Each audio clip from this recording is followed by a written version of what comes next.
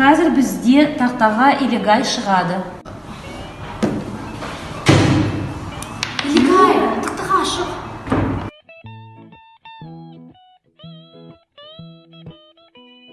Илигай, сутек деген ол не? Водород.